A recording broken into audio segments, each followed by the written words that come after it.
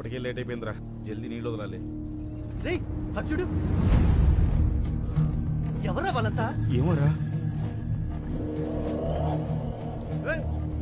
ఎవరై మీరు? Hello, pipe line మీకేమని లోపలికి ఎందుకు వెళ్తున్నారు? అడిగేది మిమ్మల్నేనయ్యా, మాట్లాడరే.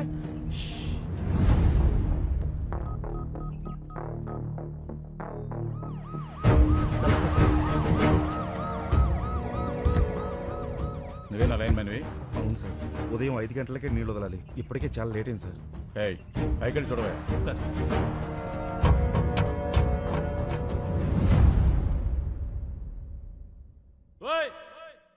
ఎవరయ్యా లోపల?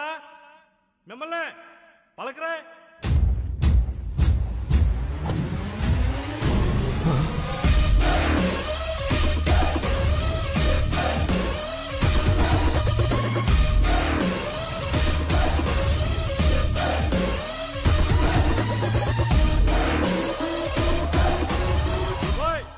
ఏం చేస్తారా మీరు లోపల?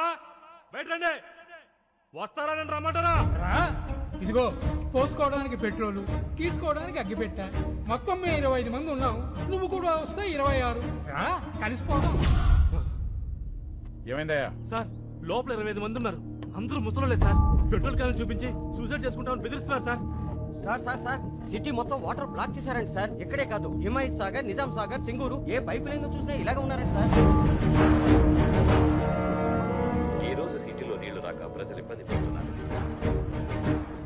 కారణం ఏంటన్నది ఇంకా తెలియలేదు. Good morning sir. ఎవరైనా బయటకు వచ్చారా? రాలేదు సార్. 50 కిలోమీటర్ల పైప్ లైన్ సార్.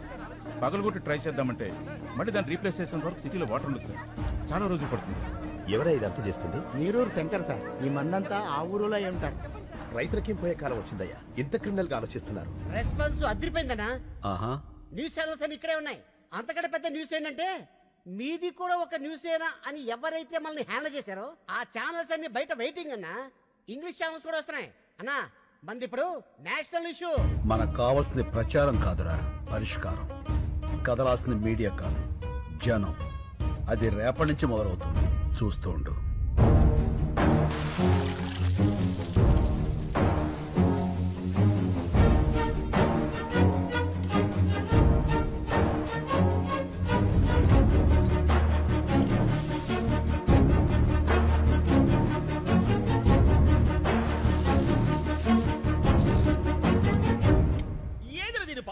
నీళ్ళు అయిపోయినాయా?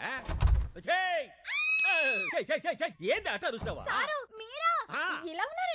సబ్బు రాసుకున్నానే గబ్బుదానా. నీళ్ళు ఎందుకు అయిపోయినాయో చూడు. టీవీ పెట్టమంటారా సారు? నీ అబ్బా, ట్యాంకులో నుంచి వస్తాయి నీళ్లు, టీవీ నుంచి కారుతాయి ఆడనా? ఇప్పుడు నీళ్ళే పెద్ద న్యూస్ అయిపోయినాయి సారు. అబ్బా, అరే బాత్రూమ్కి వెళ్ళాల్సి వస్తుందేమో నండి, భయం వేస్తుందిరా. ఏ నాన్న? పేపర్ తో తుడుచుకొని మంట వచ్చేస్తుంది. ఒరే నాన్న, నీకు మంటే వస్తుంది, నాకు మీ బాబాయ్కి బ్లడ్ వచ్చేస్తుందిరా. ఏమే ఈసారి పిల్లలు టాయిలెట్ కి వెళ్ళేటప్పుడు 1 లీటర్ పాల ప్యాకెట్ ఇచ్చి పంపించు, స్మూత్ గా ఉంటుంది. పో నాన్న పో. ఒరే ఆ పాలు తాగావు, కడుక్కో. అన్న మనకు కూడా కొంచెం పాలు మిగల్చమని చెప్పాను. ఏమే రేపటి నుంచి 10 పాల ప్యాకెట్లు ఎక్కువ చెప్పు, నీతో కలిపి 4 కదా.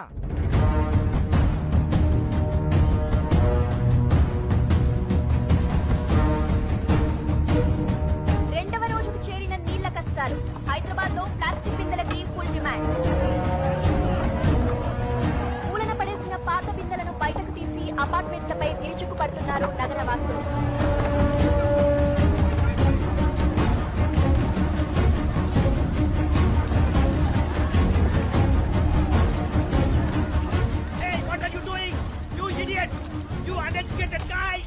Hey, we may be poor but educated.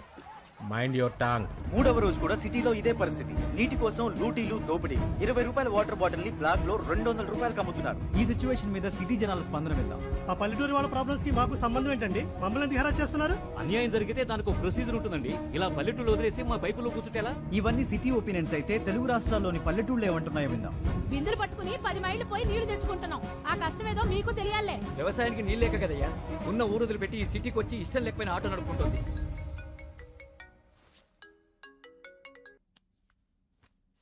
Hello Lakshmi. నిజంగా చాలా మంచి ఐడియా వేశావు. మొత్తం మీడియా అంతా మన మీదే ఫోకస్ పెట్టింది. నువ్వు ఇంకా మాట్లాడకుండానే ఇంతలా ఉందంటే అసలు నువ్వు రేపు మాట్లాడితే ఇంకెలా ఉంటుందో. Thank you. మీరంతా నన్ను నమ్మి నాతో ఉన్నందుకు మీ అందరికీ థ్యాంక్స్. నీ వెనకాలే ఉంటా. Thank you Lakshmi. Thank you.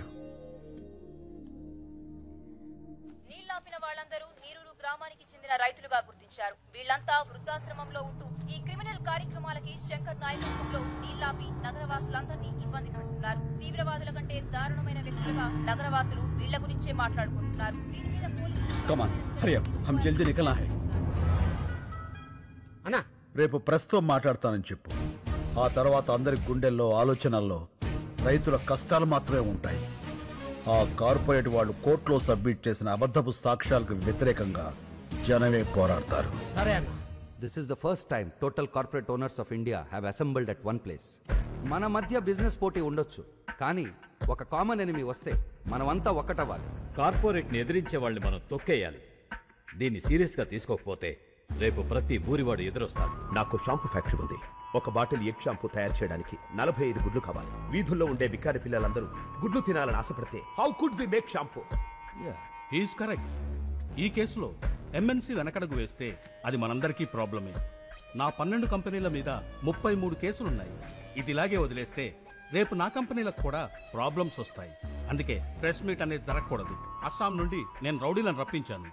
Shankar press మీట్కి రాగానే వాడిని వేసేస్తారు. Yeah, they will finish him of. Thank you all. ఈ కేసులో గెలుపు నాదే. Thanks for your support.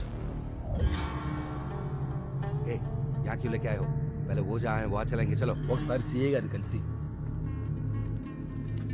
Excuse me sir.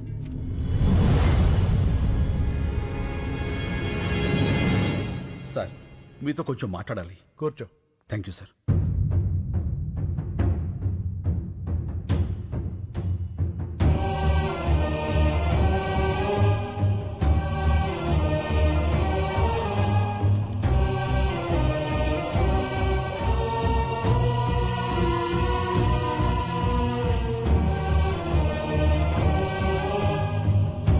Calcutta jail నుంచి తప్పించుకున్న ఫ్రాడ్ ఇదంతా చేసింది.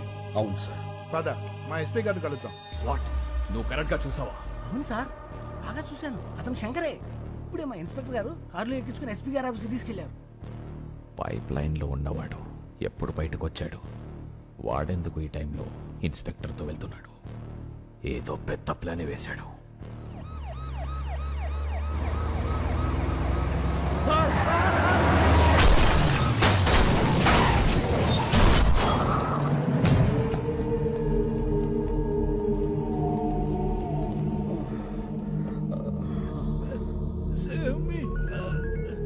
Hello sir. ఏమైంది? ఇద్దరు బతికే ఉన్నారు. ఆ సిఐని చంపేసి శంకర్ని ఇక్కడికి తీసుకురా. Okay sir.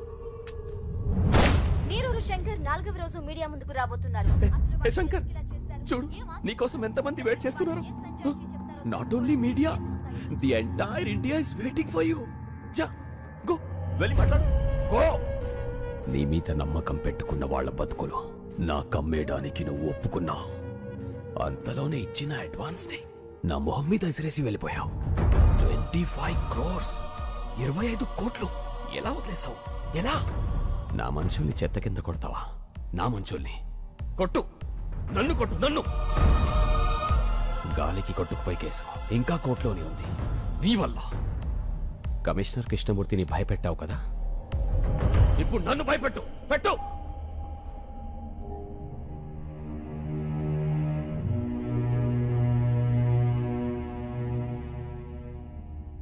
వాళ్ళు మాట్లాడతారా? వాళ్ళు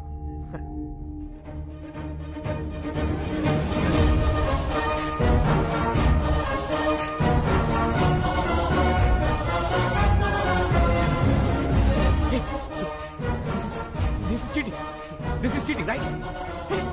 Is this right? అవును సార్, లైవ్. నమస్కారం. వచ్చినందుకు మీ అందరికీ థ్యాంక్స్. అడగండి. ఏంటండి అడిగేది? అసలు ఏంటి న్యూసెన్స్? మీ వాళ్ళ సిటీ అని సఫర్ అవుతుందో తెలుసా? Bloody village brutes. ఏమన్నారు? విలేజ్? ఒకసారి ఇటు వస్తారా? ఏంటి? మీరు పుట్టింది ఎక్కడ? ఇక్కడే, కోటి. మీ నాన్నగారు? ఖమ్మం. వాళ్ళ నాన్నగారు? గుంటూరు పక్కన కొల్లూరు. అంటే విలేజ్. మీ మాటలో చెప్పాలంటే మీ తాతగారు ఒక విలేజ్ బ్రూట్. అంతేగా? మీ పట్నాలు మా పల్లెటూళ్ళకు పుట్టిన పిల్లలు. అమ్మ చచ్చిపోతున్నా పట్టించుకొని పిల్లల్ని ఏమనాలి, ఏం చెయ్యాలి? మేము విలేజ్ బ్రూట్స్ కాదు, విలేజర్సే మీ రూట్స్. బూతులాపి భూమి మీద నిలబట్టం నేర్చుకో. వెళ్ళు. కరెక్ట్ గా చెప్పావన్నా. రైతు ఈ నేల మీద నాగలి పట్టాకే నాగరికత మొదలైంది. అంత ప్రాచీన చరిత్ర రైతుది. మీలో ఎవరికైనా ఒక బియ్యపు కింద తయారవటానికి ఎన్ని రోజులు పడుతుందో తెలుసా? తెలీదు. 120 రోజులు. 120 రోజులు ఒక రైతు తన చెమటని మట్టితో కలిపి పండించే గింజ కలిస్తేనే మనం తినే అన్నం ముద్దవుతుంది. అది తెలుసుకోండి. మెతుకు కింద పడితే కళ్ళకద్దుకునే దేశం. ఆ మెతుకులు పండించే రైతుని నిర్లక్ష్యం చేస్తుంటే ఇంకెవరికి చెప్పుకోవాలి సార్? ఎవరైనా అన్నం పెడితే అన్నదాత సుఖీభవ అంటాం. అన్నదాత అంటే ఎవరో తెలుసా? వండినవాడో వడ్డించిన వాడో కాదు, పండించినవాడు. వ్యవసాయానికి మించిన సాయం ఆ దేవుడు కూడా చేయలేడు. సెల్ ఫోన్ లేకపోయినా మనం బతకగలం, టీవీ లేకపోయినా బతకగలం, ఏసీ లేకపోయినా బతకగలం. కానీ అవి తయారు చేసేవాడు కోటీశ్వరుడు. కానీ అన్నం లేకుండా మనం బతకలేము. అది పండించే రైతు మాత్రం ఎప్పటికీ పేదవాడే పేదవాడే పేదవాడే. అంటే పరిశ్రమలు రావడం తప్పంటారా? పరిశ్రమలు రావడం తప్పు కాదు, రావాలి. కానీ అవి పంట భూముల్ని నాశనం చేసి కాదు. ఎంతో బంజరు భూమి ఉంది, ఎన్నో రాళ్లగుట్లున్నాయి. కేవలం నీటి ఖర్చు తగ్గుతుందని పరిశ్రమలన్నీ నీరు ఎక్కడుంటే అక్కడికి కట్టేస్తుంటే నీటి కోసం రైతు ఎక్కడికి పరిగెత్తాలి సార్? అడుగు బాబు, ఇంకా అడుగు. మన దేశంలో గత 10 ఏళ్లగా 1,71,105 మంది రైతులు ఆత్మహత్య చేసుకున్నారు. అందులో 25,400 మంది మన తెలుగు రైతులే ఉన్నారు. అర్ధగంటకో రైతు అర్ధాంతరంగా చచ్చిపోతున్నాడంటే మీరు నమ్మగలరా? కానీ ఇది పచ్చి నిజం. చావు కూడా చులకనైతే ఆ దేశం బాగుపడదు సార్. దాదాపు 10 లక్షల మంది రైతులు పండించడం మానేసి మీ సిటీల్లో కూలీలుగా బతుకుతున్నారు. దేశానికి వెన్నుముక లాంటి రైతు మీ అపార్ట్మెంట్స్ కి వాచ్మెన్ అవుతున్నాడు. పరబ్రహ్మ స్వరూపాన్ని పండించే రైతు గుడి మెట్ల మీద విచ్చగాడవుతున్నాడు. పట్టించుకోరా? రైతులకు రుణమాఫీ చేస్తున్నారుగా. ఎక్కడ సార్? ఎంత సార్? వాగ్దానాలో కాదు, వాస్తవాల్లోకి రండి. కొన్ని వేల కోట్లు అప్పు చేసి చేతులెత్తేసిన ఓ కార్పొరేట్ యజమాని విదేశాల్లో స్కాచ్ తాగుతుంటే 5-10 వేలు అప్పు చేసినటువంటి ఓ రైతు పొలం గట్ల మీద పురుగుల మందు తాగుతున్నాడు. ఇది నిజం కాదా? ఏ పట్టించుకోరా? వచ్చి చూడండి సార్. కార్పొరేట్ ఇనుప చట్టాల కింద పడి పచ్చడి పొలాలు చచ్చిపోతున్నాయి. మళ్లు తడపాల్సిన నదులు ఫ్యాక్టరీ గొట్టాల్లో పడి మురికి నీళ్లు అవుతున్నాయి. ఆ మల్టీనేషనల్ కంపెనీల యంత్రాలు పచ్చి బాలింతరాలైన మట్టిని తొక్కుకుంటూ పోతున్నాయి. పట్టించుకోరా సార్? కానీ వాళ్ళు పెట్టే పరిశ్రమల వల్ల ఎంతో మందికి ఉద్యోగాలు వస్తున్నాయి కదా. ఏం పరిశ్రమలు సార్? పోషకాహారాన్ని మొత్తాన్ని ప్రొడక్ట్స్ గా మార్చేసే పరిశ్రమలా? గుడ్లతో షాంపూలు, క్యారెట్ తో క్రీములు, సోయాతో సోపులు. 2 రూపాయల గుడ్డుని 10 రూపాయలకి, 10 రూపాయల క్యారెట్ 100 రూపాయలకి కొంటున్నారు ఆ కార్పొరేట్ వాళ్ళు. ఆ రేట్ ఇచ్చి పేదవాడు కొనగలడా? పోనీ ఆ డబ్బు రైతులకు వెళ్తుందా అంటే అది లేదు, దళారీలకు వెళ్తుంది. ధనవంతులైన దళారీలు ఇంకా ధనవంతులు అవుతున్నారు. పేదవాడైన రైతు మరింత పేదవాడు అవుతున్నాడు. పోషకాహారం దొరక్క పేద పిల్లలు, పేద వృద్ధులు జబ్బులతో విలవెల్లాడుతున్నారు సార్. ఏ ఉద్యోగమైనా సరే మనం బతకడానికి పనికి రావాలి. కానీ మన బతుకుని పాడు చేసే ఆ ఫ్యాక్టరీకి మనం పనికొస్తున్నాం. వ్యవసాయం కూడా పరిశ్రమే, రైతు శ్రమే. అది గుర్తించండి. మాది చిన్న గ్రామం సార్.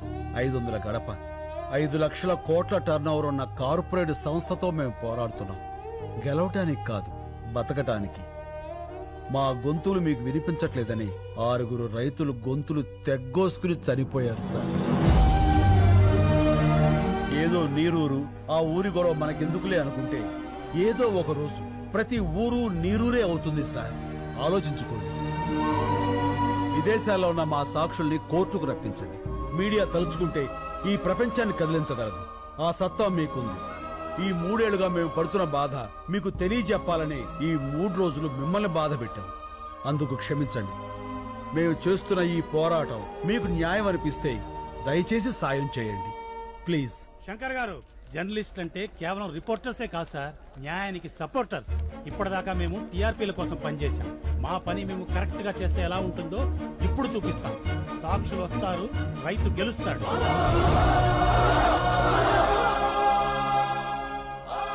Thank you.